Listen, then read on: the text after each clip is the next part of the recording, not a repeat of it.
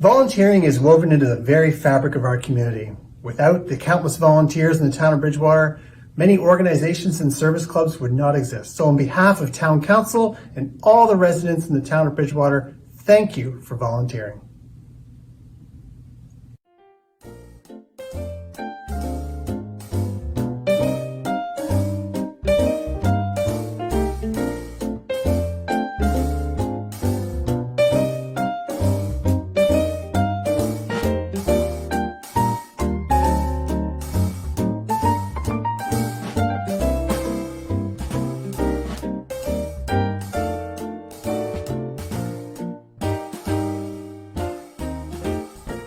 At the Ark, we're here on King Street, 655 King Street, Bridgewater, and the Ark's been around for 64 years. And in that time, we house all kinds of programs and contracts and employments for people with disabilities from age 18 to their senior years. We work with individuals to help them develop a self-directed plan that builds confidence for them and makes them feel like a valued part of the community. Being retired, and I moved to Nova Scotia, even though I'm Nova Scotian, but back to Nova Scotia about 8 years ago, I really spent quite a bit of time trying to figure out where I'd find a good fit for me. And being an artist, when I walked into the Ark, and I just felt it was the right place. It's probably been one of the best things I've done in my life. I just love it and brings me so much joy. The people there are very inclusive, very supportive, and the workers are just blow me away with their creativity. The Ark sort of brings me into it too, like what I can personally offer on a creative level. I would say do it. You know, retirement's not all it's cracked up to be. It creates a lot of time where you think you would have liked to have had, but you have to find the right fit. You know, because you can volunteer, I think, for a lot of things, and then if it's not the right fit, you're under pressure to disappoint people and whatnot. So I took my time and just found what I think is the right fit. So yeah, I'm so fortunate. Yeah. She takes on large groups of people and teaches them how to felt. And when I think about it, Marianne, you said, hey, I'm going to provide this felting program, which is dealing with wool and natural fibers and cutting things and fine felting needles. So there's always a concern, like, okay, so how's this going to work? And within minutes, she had a large group of 10, 12, and they were all 3D felting, making these beautiful things for our retail store. And then when we had some staff shortages after recovering from COVID, Marianne said, how can I help? And I said, oh, you know, I don't want to ask more of your volunteers, but she was full in, and then she started would you say it's a mono printing program? Like a very rudimentary printmaking process called mono printing. So we're just starting it, but, you know, and people sort of come in, try it, and then they see if they like it, and then sometimes they don't, and then sometimes somebody else. Anyways, we're working on building some people, but so we were really grateful and thankful that she had more time for us. So I love it. The diversity that our group of volunteers bring to the Ark,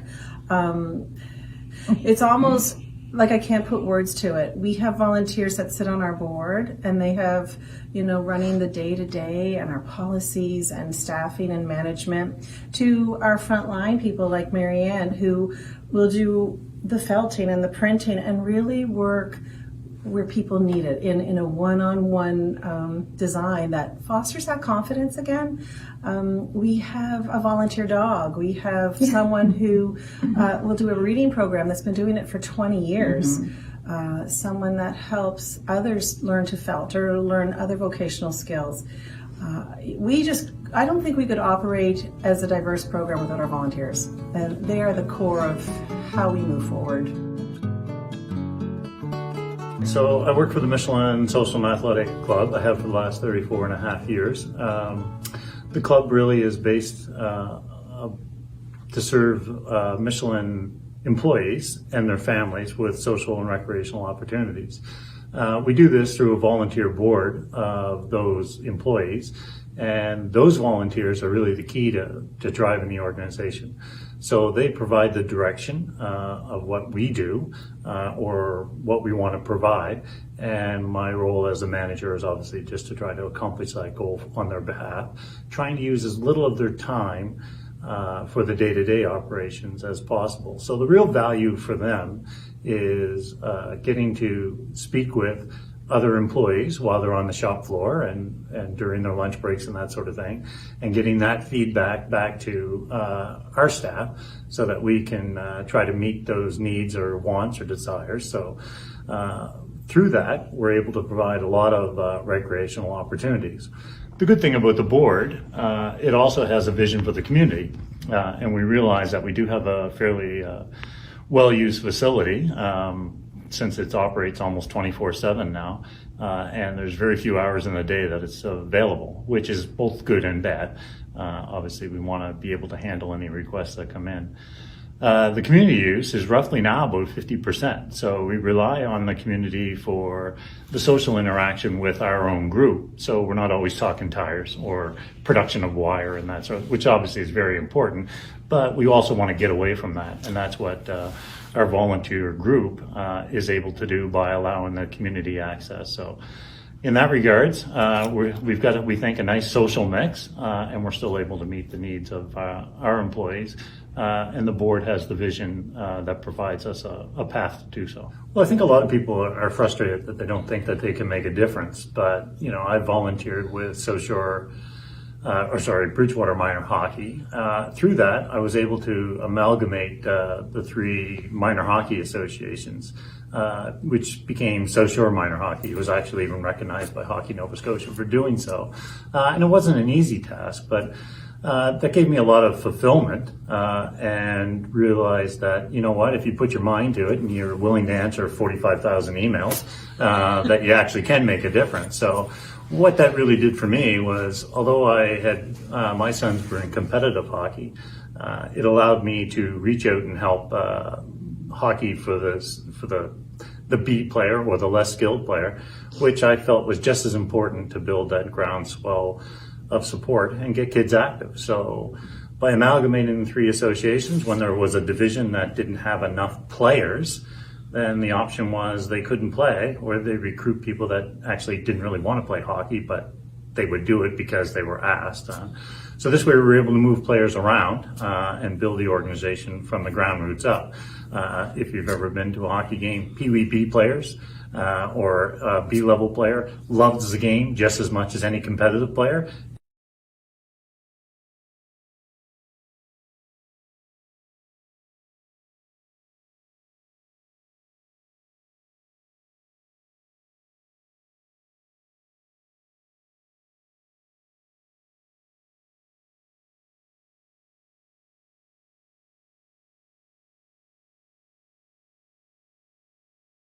Natalia.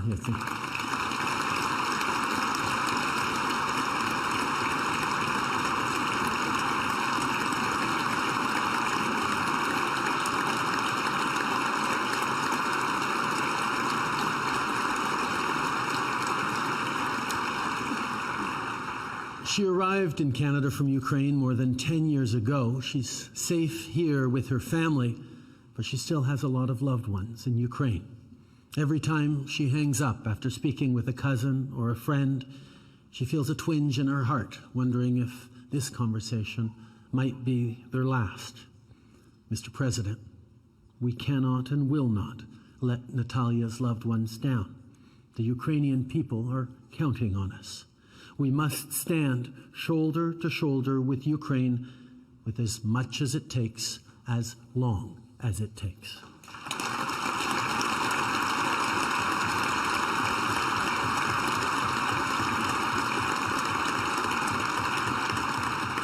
But I bring up Natalia now, not just because of what's happening over in Ukraine as we speak, but also because she's key to what we're building here today and tomorrow. You know, I met Natalia in Nova Scotia last week. She currently lives near Bridgewater, which is a small town of some 9,000 people. For over 50 years, the Michelin tire plant in Bridgewater has been one of the most high-performing facilities in the world. It is thanks to the strength of the workers there that Michelin has just announced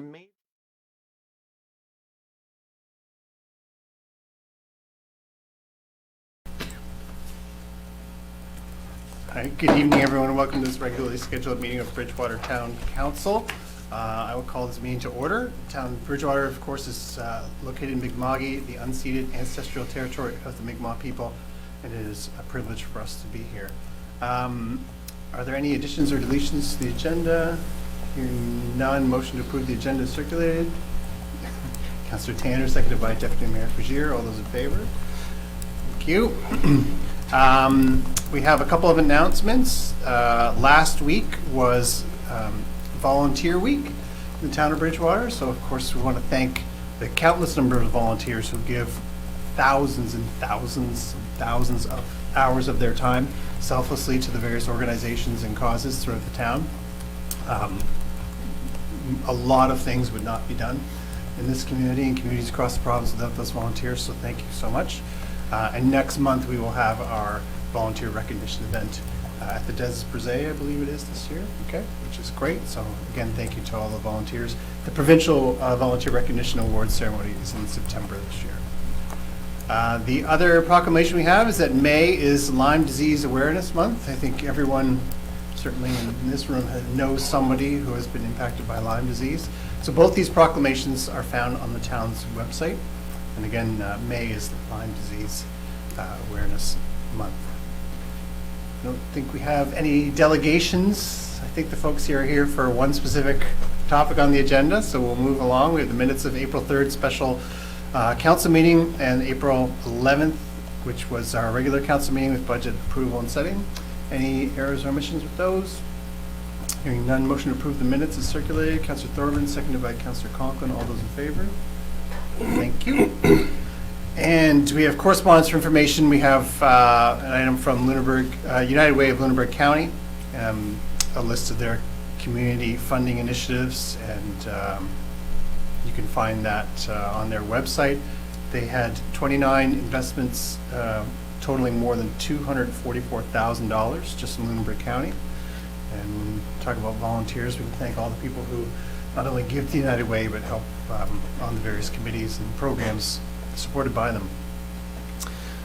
If you'll indulge me, I'm going to swap 9.1 and 9.2 around, just because we do have folks here to be part of the 2023 Facility Usage Renewable Lease Agreement, Bridgewater Farmers Market. So if we can deal with that first, that would be great. So I don't... Greg? Thank you. Let's see here. Use my left hand. Yes, it's the time to look at renewing the lease for the farmers market at the Memorial Arena. So just a little bit of background. We'll move through this fairly quickly. Basically, the request is similar to previous years. It includes using the outside parking lot and portions of the interior space as in previous years. The market runs from May until December. And this year we've taken a slightly different approach. We've been negotiating a longer term agreement, and one that could be renewable over a couple of additional years. Which, by all indications, the Farmers Market Association has been supportive of the approach. Basically, in terms of other background, as you know, the arena's been under redevelopment since its closure as an active arena. Public Works and Transit currently utilize the majority of the building. We have an MOU for the upper level of the front portion of the building with the South Shore Players, and the market is entering its 4th year of operation at the site. Last year, we were able to safely deal with the removal, the demolition of the seniors annex, and that necessitated some changes in the size and space inside the building that the market made use of. Other things that have been underway there, such as the exterior siding and the new main entrance and accessibility ramps and so on, the elevator, dealing with the infestation of raccoons as well. That's all expected to be tidied up and completed by the end of 2023. The new lease, basically what we're proposing is that we provide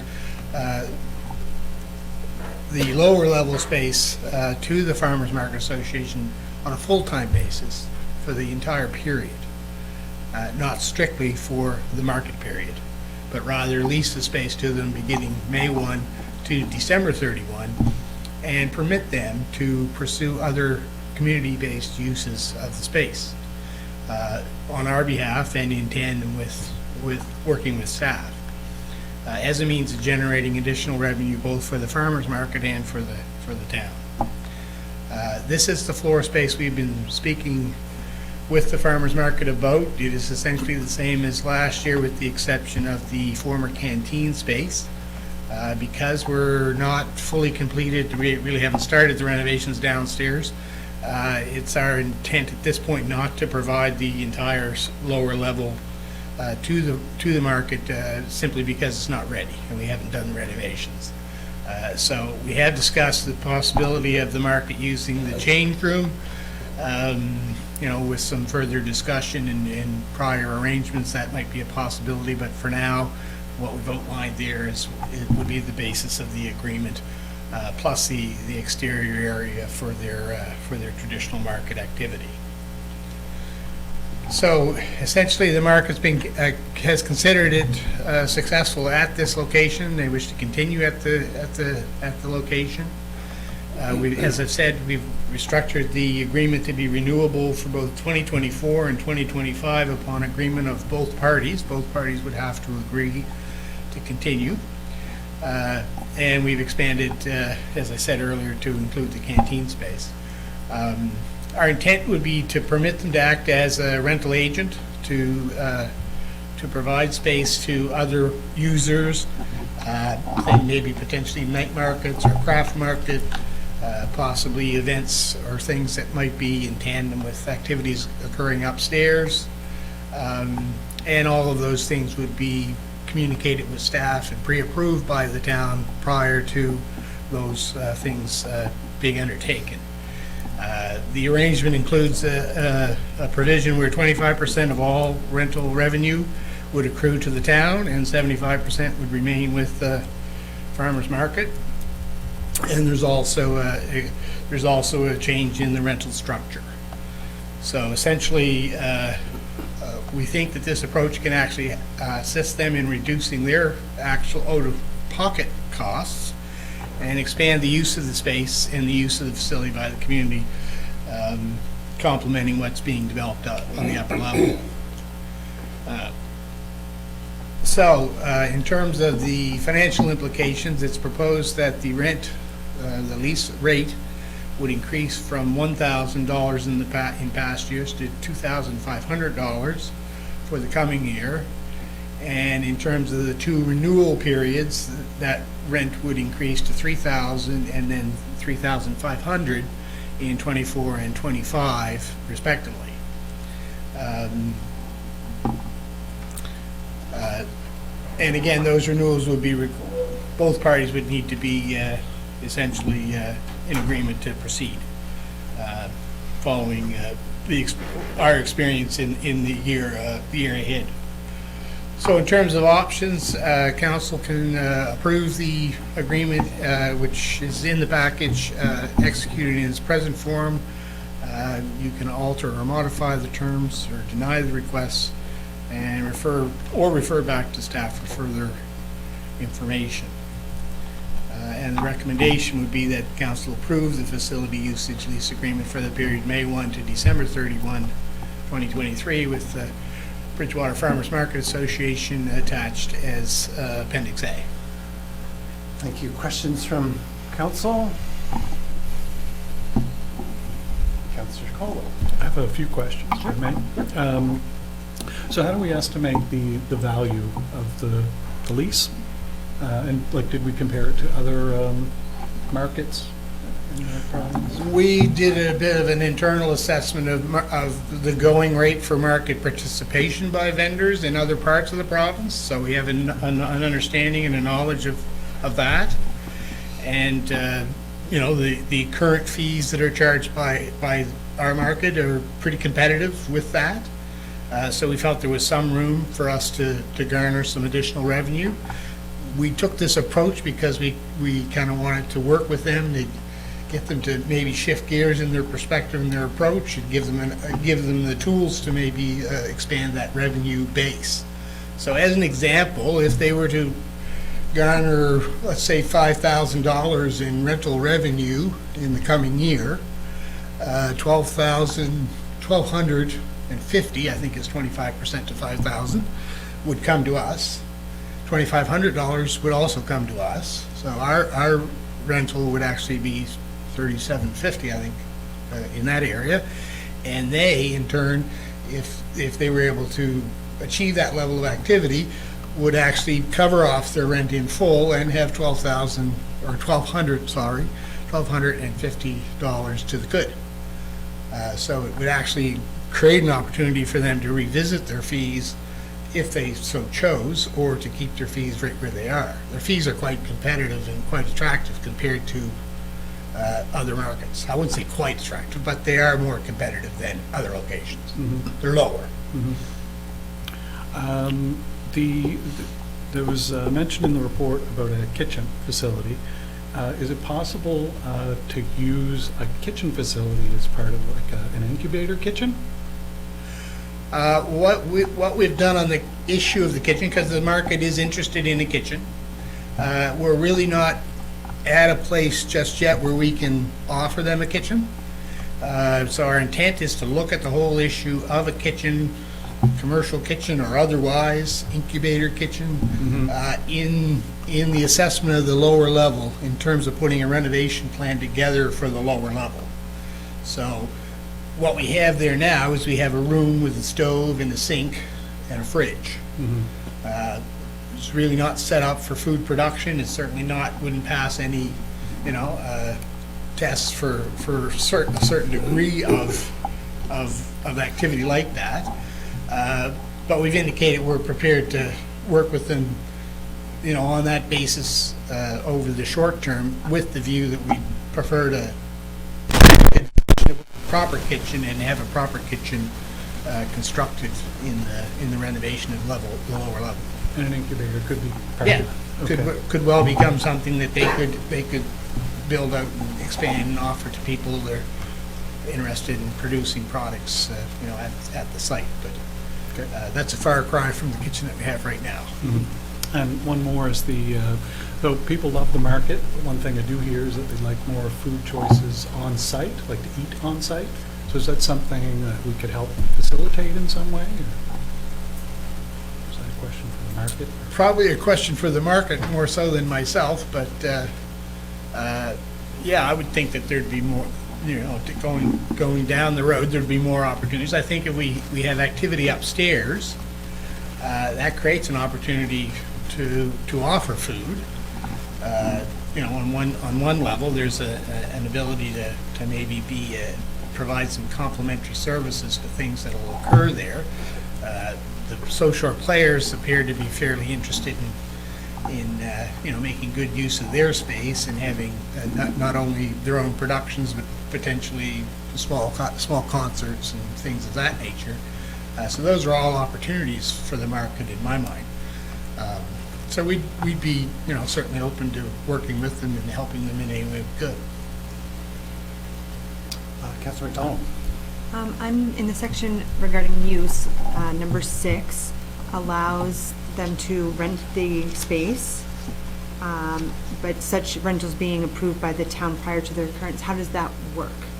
Who are they asking permission? They would be talking probably to me, and then I would probably be communicating with Patrick and with the CAO in terms of the nature of the request One of the things that we were clear about in our initial discussion was that we really didn't want to be renting space to private companies on a one-off basis, but if there were other activities similar to what the market is in terms of small businesses being involved in events or markets or auctions or those sorts of things, those would all be considered, a reasonable use of the space.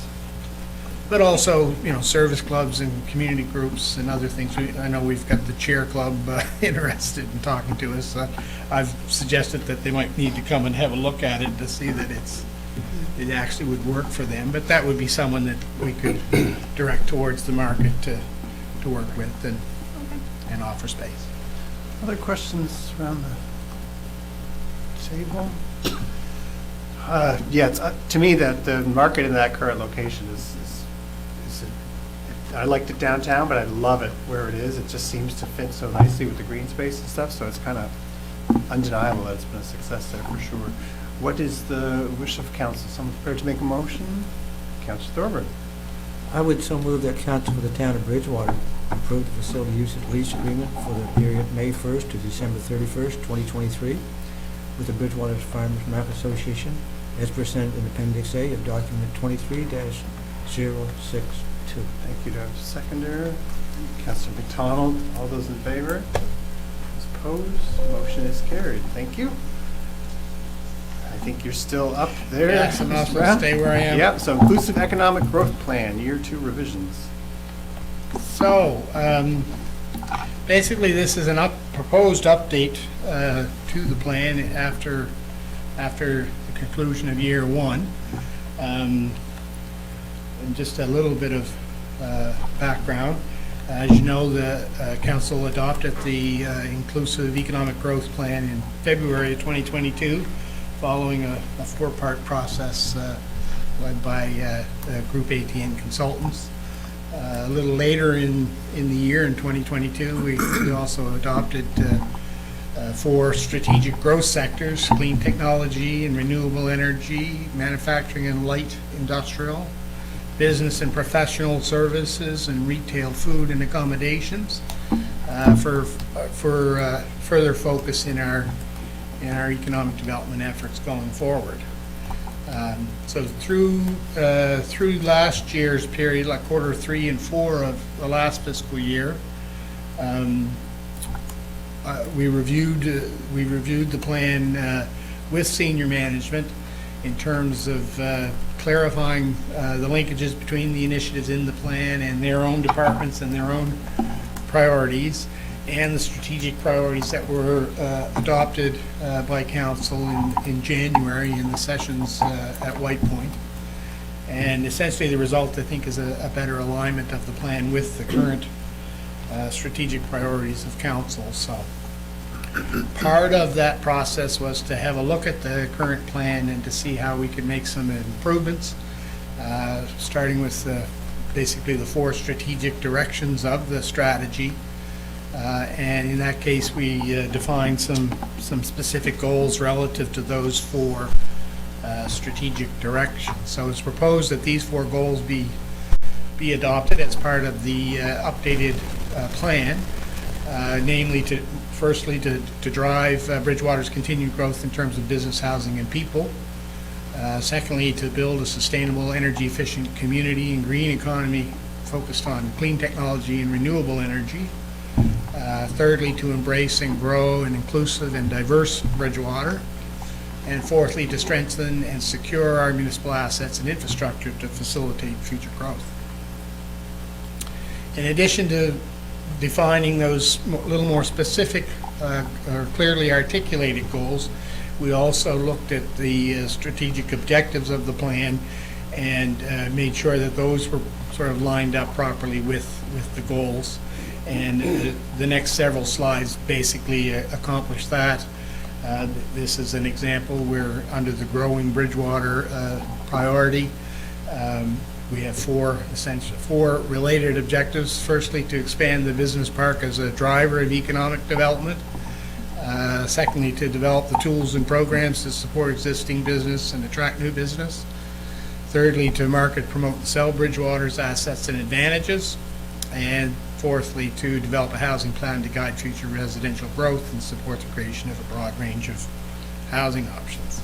I won't read all of these because we'll be here all night, but essentially under sustainable and green, it's a focus on continuing the implementation of Energized Bridgewater, pursuing renewable energy generation, and pursuing clean technology and related economic opportunities as part of our ongoing commitment to reduce Bridgewater's carbon footprint and environmental impact. Two objectives only under diversity and inclusion, mainly to make the community more welcoming, and secondly to grow our population further and to welcome newcomers to the community.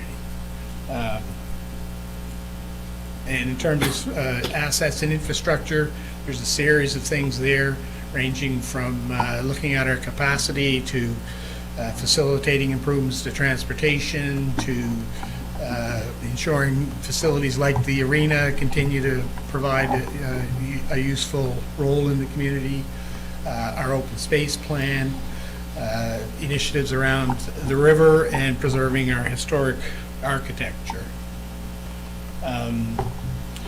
So then we looked at the initiatives. We sort of packaged up those things that were really year one things that were more or less accomplished in the first year. And what I've put up here for review are essentially the current year, the coming year, year two action plan. So as an example, the business park, some of this isn't too glamorous, but it's all important. Survey and street registration for phase one. The survey is currently underway now. We'll be commissioning a property appraisal. We recently had the appraisal for the Glen Allen property completed, and that gave us a better, more positive picture on the value of those lands. So we'll probably use the framework for that to get organized to get this work done. We also need to develop a policy for defining and applying appropriate development charges.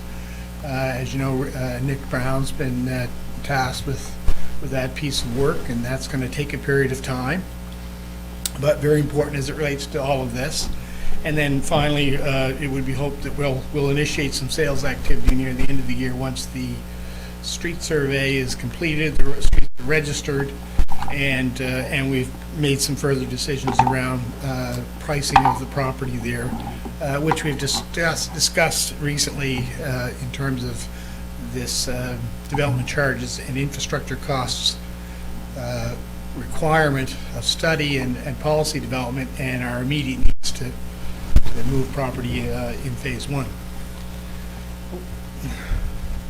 So in terms of business attraction and growth, there's really two things this year. One is the continuing to work with the REAP team, South Shore REAP team, and the implementation of their Collider series. The fourth event in that series is occurring this week in Liverpool at Lanes on Thursday night. And secondly, to undertake some business retention and expansion survey work, which we are looking at right now with Deloitte at a much reduced cost over maybe what was originally envisioned.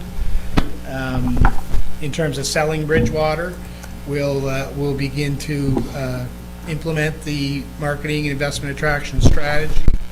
This year we focused on getting Explore Bridgewater revamped and updated with business listings. So I'd encourage all of you to have a look at explorebridgewater.ca to see the changes that were made there and to see the nature of information that's now on the site.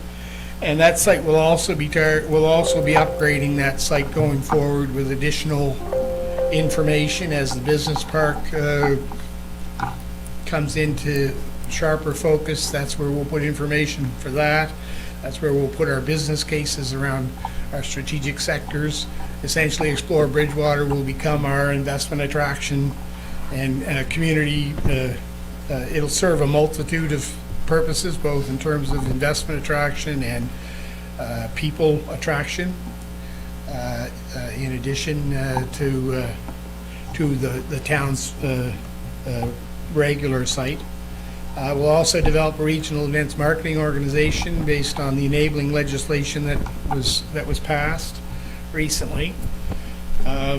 We've got a number of things underway in affordable housing, mainly through the Community Development Department, but basically a definition around that is something that they're working on, as well as other incentive programs and policies to stimulate more affordable housing. We're also waiting on the province to maybe define their intentions and their strategy a little more clearly, that allow us to align with that. And ongoing engagement with stakeholders in that whole process to basically move that forward for the community. As we noted earlier, we'll be continuing the implementation of Energize Bridgewater, both in terms of the home upgrades program, but also an evaluation of that program, I believe, will get completed this year. There'll be some field testing and product scoping of the energy management information system that's under development, and also some work around the privacy impact assessment for the program. So under the renewable energy piece, I've been tasked with reaching out to the various wind CDIFs in the province to get a sense of who might have an interest in working with us around that. We've had some meetings with the Mersey River wind people. They just advised us that their environmental assessment or application has been approved for that project. That's a 34 turbine project in Queens County. I'll also be attending a wind supplier session next month, where all of the different players in that field are going to come together, and it'll be a good place for us to make connections and meet other players in that space. In terms of clean technology, basically in the year ahead, I think our focus will be primarily on the energy storage piece and the bioeconomy opportunities. In terms of battery storage, we'll be able to share some more on that topic in the weeks ahead. We're part of the 5 community planned intention to create some storage capacity in Nova Scotia.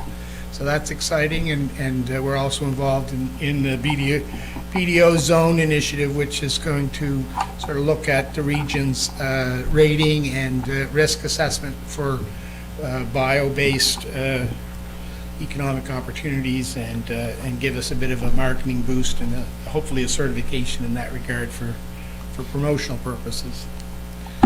In terms of building a welcoming community, we'll be working with the Multicultural Association and other community groups towards making the community a more welcoming one, known for its diversity and inclusion. We'll also be advancing the work of the Regional Anti-Racism EDI initiative, which I think was a little delayed last year, but will move forward in the year ahead. And then also, in terms of growing our population, we'll be working with those interests to try and make the community more attractive to newcomers, and there'll be a number of things that we'll be doing there. Also on the marketing side, in terms of promoting the community for new residents. Almost done. The infrastructure capacity, essentially that piece of work that Nick Brown is working on will be the primary thing for the year ahead, given its importance. We'll also be continuing to look for cost-sharing opportunities around the whole issue of infrastructure in the community. In terms of asset management, there'll be an initial facility plan completed in terms of assessment, and our first asset management plan will also be completed. Transportation is fairly straightforward, just a continued implementation of the traffic operations analysis study that was previously done. And in terms of town facilities, basically a continued focus on the BMA, completion of the upper level renovations, and develop a game plan for the first floor renovations over the course of the year. And then lastly, open space. On the plate for that will be some bylaw amendments to improve support for open space initiatives through cash in lieu of land provisions. I believe the Bridgewater Heritage Incentive Program's already been introduced as it relates to built architecture in the community. And in terms of maintaining the river as a centerpiece of the community, a flood risk mitigation plan is required to tighten up things in that area, and also there'll be some work around developing further partnerships to support riverfront enhancement and development, and certainly the proposed development across the river from Town Hall will be a big part of that, I would think, going forward. So the recommendation is that council approve the revisions to the inclusive economic growth plan and instruct staff to incorporate the revisions and format improvements in the official document. In terms of implications, there are no specific implications of a budgetary nature with the revisions, nor are there any legal implications. In terms of the strategic priorities in the work plan, I would suggest that the revised plan provides better alignment with the strategic priorities that you selected, and provides better clarity to the various departments, and sort of pinpoints responsibility around all those initiatives in terms of who will be doing what. So the options would be to adopt the revised growth plan as presented. 2 may be to direct staff to conduct further research or make other specific revisions. 3 may be that council may determine not to accept the updated version and make no changes to the current version as adopted in February 2022. Communications, should council approve the updated plan, staff would revise the official public document, post the new version to the town's website. Wow, that was pretty exciting. There's a lot in there. Questions from any members of council? That's a lot of work. A lot of people doing a lot of work, but I feel so much more comfortable and confident when we have a roadmap going forward and the various things you've got in there. It's exactly where we want to go. Councilor Tanner. Greg, just a quick one. Yes. The Regional Events Marketing Organization, is that a rebirth, so to speak, of Events Lunenburg County, or is it an extension of that, or is it just a reinvigoration of that? Well, I think we're probably going to stop or pick up where we left off, I think would be the best way of describing that. Okay. Patrick's probably going to take a lead role in terms of bringing the players to the table, and I'll be assisting him, as required to move it to an operational stage. But I think Events Lunenburg is pretty close to what we would envision. Okay. And it'll depend on what some of the other players wish to do. Some of them may go their own way. But either way, I think that's probably where we'll start with it. Okay. Any other questions or comments around the table? Someone prepared to make a motion? Councilor Tanner, thank you. I move that council for the town of Bridgewater approve the revisions to the Inclusive Economic Growth Plan as presented in the Inclusive Economic Growth Plan draft revisions attached to this agenda, and instruct staff to incorporate the revisions and format improvements in the official document. Thank you. Seconded by Councilor Conklin. Further discussion? Hearing none. All those in favor? Those opposed? Motion is carried. Again, thank you. It's a great roadmap forward. Thank you. 9.3 is notice, policy 57, low income tax exemption proposed amendments. Yep. So this is just notice that staff are bringing forth for council's consideration at the next council meeting amendments to policy 57, and this would be in response to a change in cap assessment, an increase of that of 7.7%, and our recent budget approval as well with the tax rate changes there. That we anticipate that there will be more people impacted, and therefore the thresholds, income thresholds and tax exemption amounts are being proposed to change. So Kim will be here at the next meeting when council considers that to discuss how those values were determined. Thank you. Any questions? Although we're going to discuss in 2 weeks, but just want to make sure. No? Can motion, please? Deputy Mayor? Yes, Your Worship.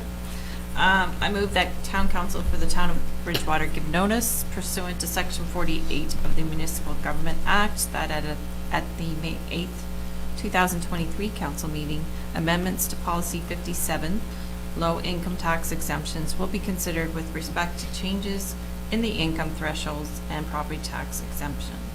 Seconded by Councillor Conklin. All those in favor? Those opposed? Motion is carried. Thank you. 9.4 is special event food truck party. Nice. Estimated in-kind cost for street closure. So we have a request from the Bridgewater Farmers Market, and they're looking at doing the food truck party on May 21st, 2023, and it would be on King Street in the area of the town center parking lot, and would involve a street closure between Dominion and Empire Street. So the request is for council to cover the cost of the street closure as well as porta potty rental. And the staff have been asked to compile what those costs would be, and the procedure is that anything that's over $500 of in-kind support has to come to council for approval, an agreement to do that. So the anticipated cost is $2,000, and that includes the street closure traffic control requirements that have to be met when we close a street. So we'll be required to provide that, and then the cost of the rental of the porta potty.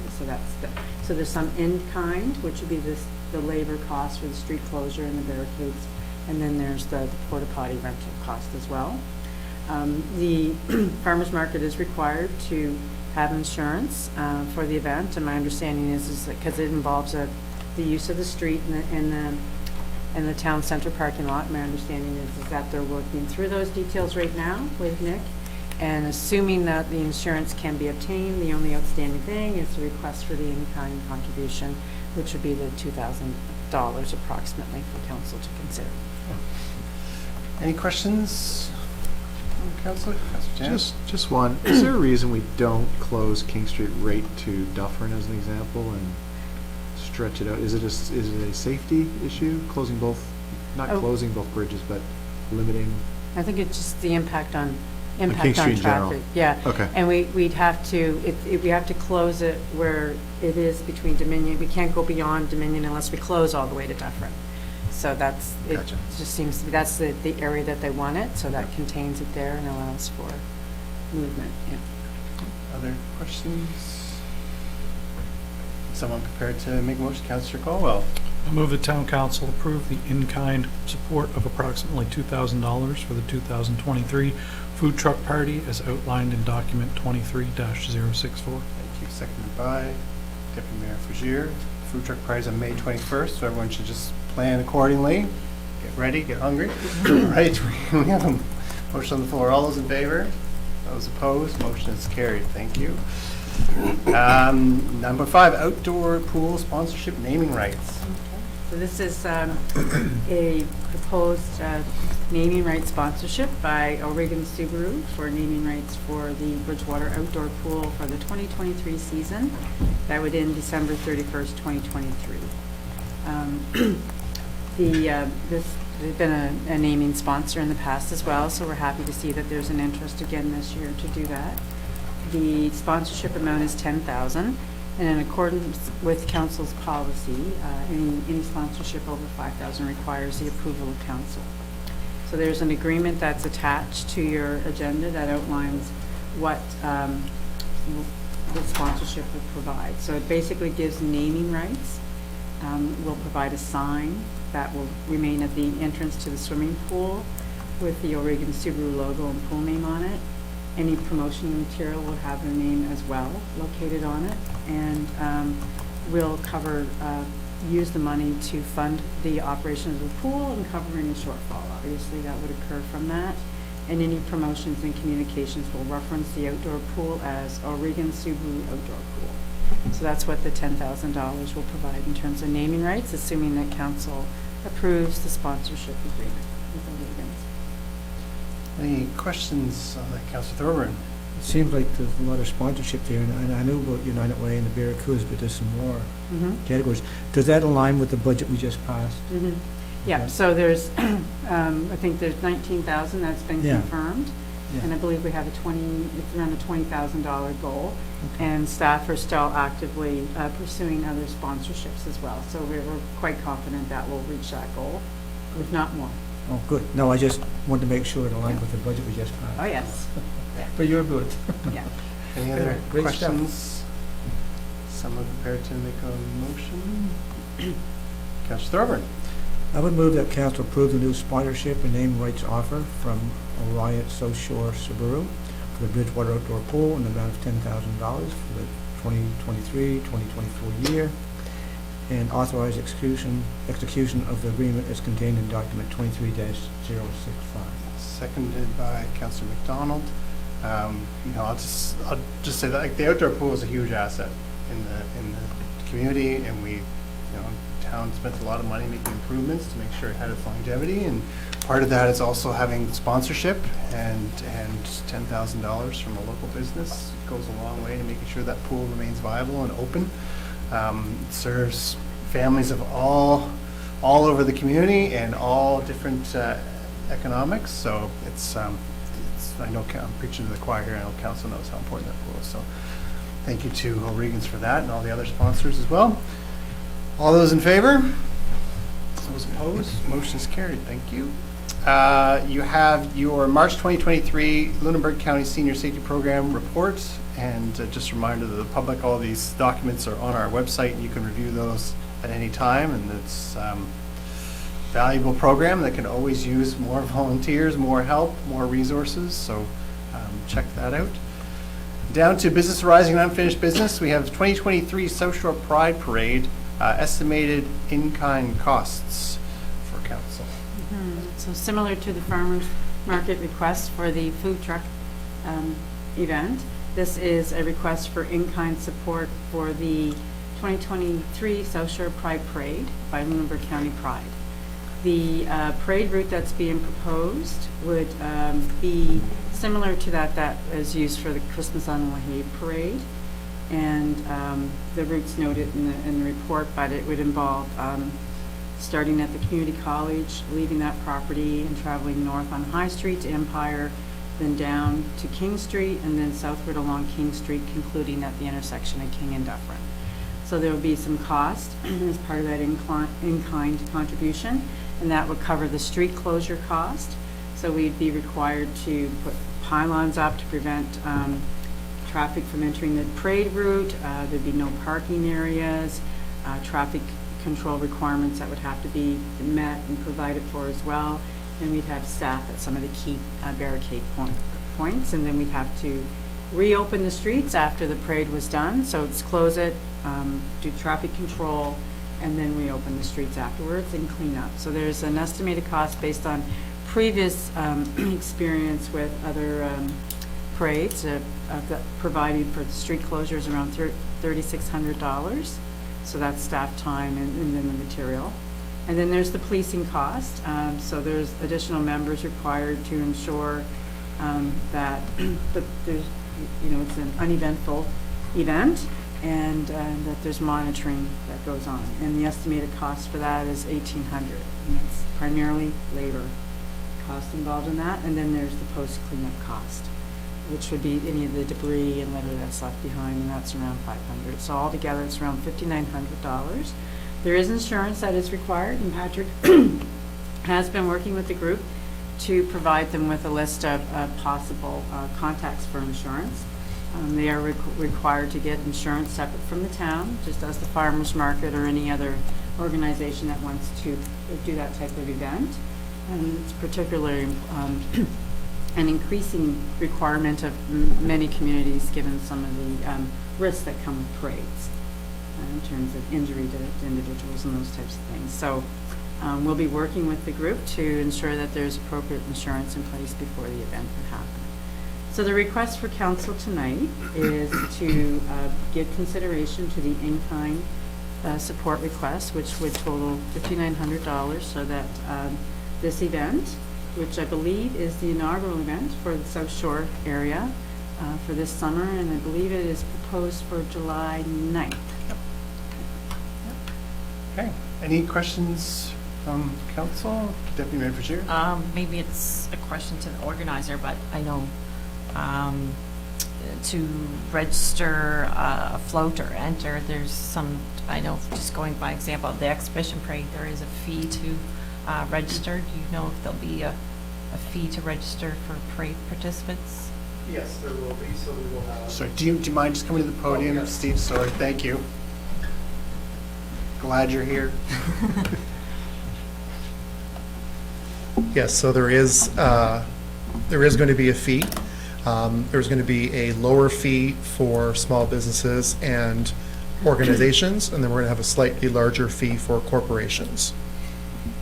And the fees are going to help run the event, are they? Yeah, so the fees will be paid to Lunenburg County Pride. So because we are a nonprofit organization, we rely solely on the few ticketed events that we do throughout the year. And because it's the first time doing a parade, we looked at the costs of, for example, Halifax Pride have a huge parade. Their costs are several $100s more than what we're proposing. So we looked at the cost that the South Shore exhibition has, or the Big X, and we felt it was more in line with that, and we thought that was a good place to start. And it won't be more than $100 for both to register. And they can, while you're at the podium, where would they register? So we're still ironing that out. We're waiting for kind of the confirmation of the parade to occur. But what we're going to do is set up a registration form that organizations or companies will have to complete and then send to us with the payment, most likely like a e-transfer payment for the registration costs. Okay. Sorry, Councillor Tanner. Steve, July 9th, what time of day? So it's Sunday, July 9th. The parade will start at 2. Okay. And in discussions we've had before, I think things would close down about an hour or so beforehand and an hour or so afterwards. Any other questions? Is someone prepared to make a motion? Councillor McDonald. Up here, I would move that Town Council for the Town of Bridgewater approve the in-kind support of approximately $5,900 for the 2023 South Shore Pride Parade as outlined in document 23-063. Thank you. Seconded by Councillor Caldwell. Further discussion? Question being called. All those in favor? Those opposed? Motion is carried. Thank you. We're at the end of our agenda, but we do have an in-camera meeting following this under section 22(2)E of the MGA. Without further ado, can I have a motion to adjourn, please? Councillor Thorburn, seconded by Councillor McDonald. We are adjourned. Thank you.